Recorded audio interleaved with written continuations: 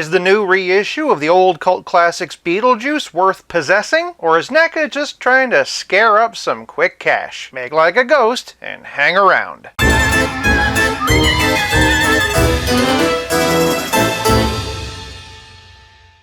Welcome to 5 Points of Articulation and Halloween 2024. Starting off with the packaging, and BJ comes in a blister card. It's got Burton-esque angles, that classic logo, a tunnel of wacky shaped squares behind him, and a sandworm. Flipping around, we get a product shot. Based on the side eye, I kinda wonder if this isn't a photo of the original Cult Classics prototype. More crazy sandworm stripes, a synopsis of the film you can read here, and another available figure. For all you in-store ghost hunters, here's the UPC. And while nothing will ever beat a collector-friendly window box, this is still a fun, colorful blister that'll jump off the shelf. It shows you what you get, and what else you can get. So for packaging, this Bio-Exorcist gets 4 points. Of course, if I want to free him from the box, there's only one thing to do. Beetlejuice! Beetlejuice! Beetlejuice! It's showtime. Moving on to presentation, and Beetlejuice stands at 7 inches, or 18 centimeters. I don't have the Cult Classic version, or even the Hall of Fame reissue, but near as I can tell, this is the same thing. Though the boot has been stamped with 2024, but the dead giveaway are the forward-facing eyes, as opposed to the mischievous side eye of the original. And while I am frustrated that NECA basically just reissued a 20-year-old figure instead of giving us a new Ultimate, I've got to admit, it does still basically hold up. Not in terms of articulation, mind you, but we'll get there when we get there. I'm just talking about the basic sculpted detail. This portrait totally captures Michael Keaton's manic personality. I'm not entirely sure how I feel about the translucent plastic used for the hair, but it is appropriately rat's nesty. The suit and body are well sculpted. That jacket's a bit flexible, by the way, as is the top layer of the tie. BJ's been given his watches and ring, as well as all his moldy hand detail. Very lifelike wrinkles in the pants, and awesome detail on these boots. Additionally, all the stripes have been painted nice and crisply. To be honest, when they finally make an Ultimate of this, I'd be totally fine with them using this same torso. We just need better articulated arms and legs. Similar to how they adapted Jason from the Freddy vs. Jason box set, or Freddy from Wes Craven's New Nightmare. That's not to say I don't have some criticisms, mind you. The dark circles around the eyes should be a solid black, and again I would like to see a bit more painted detail in the hair. Presentation is about what a figure looks like. In that regard, the lack of articulation actually helps this figure by not breaking up the sculpt. And you know what? For a figure this old, that sculpt is still pretty good. Even that translucent hair that I'm on the fence about does look pretty cool under creative lighting. I would like to have seen darker circles around the eyes, but for presentation, I'm giving Beetlejuice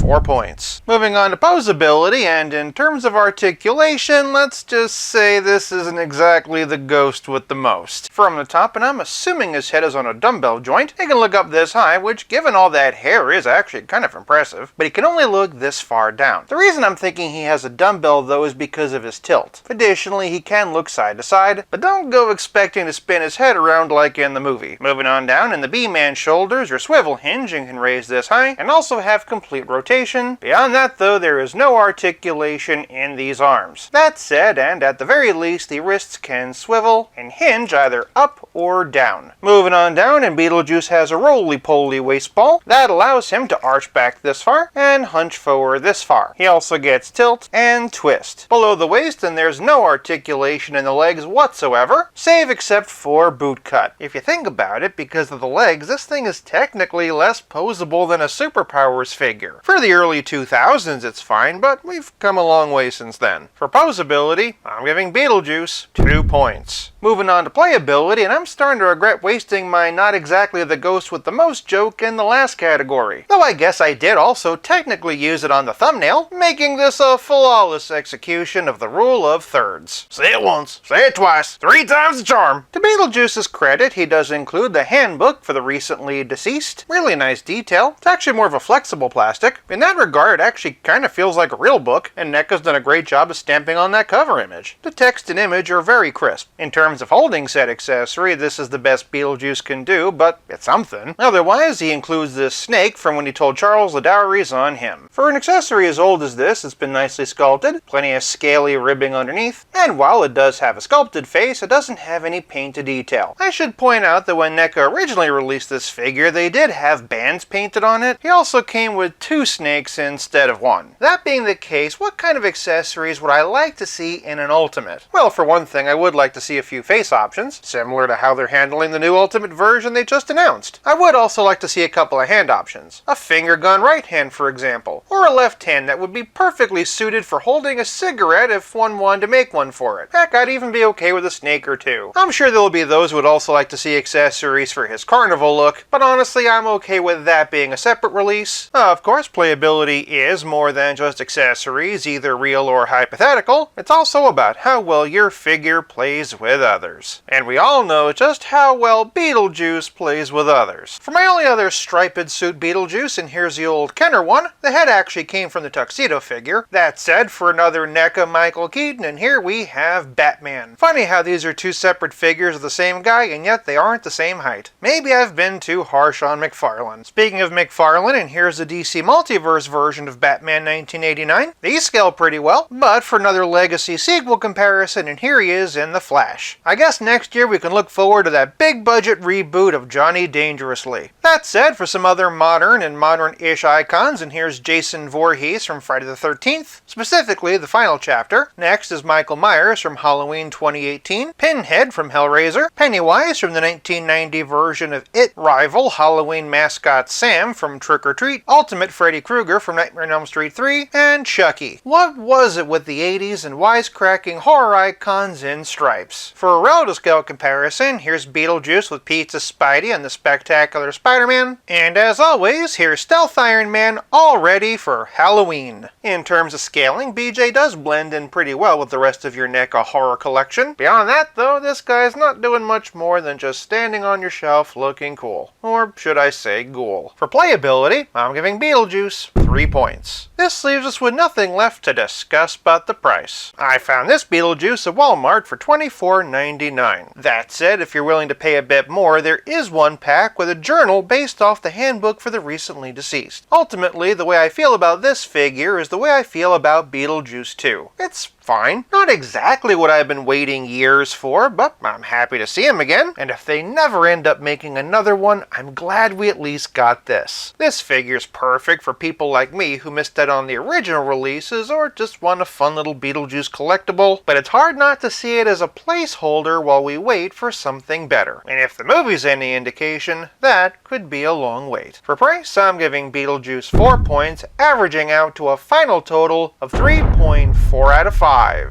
For more 5 POA Ween videos, check out one of these, and come back for more Halloween videos all month long. Thank you so much for watching. I'll be back again real soon, but until then, play nice, have fun, and stay spooky.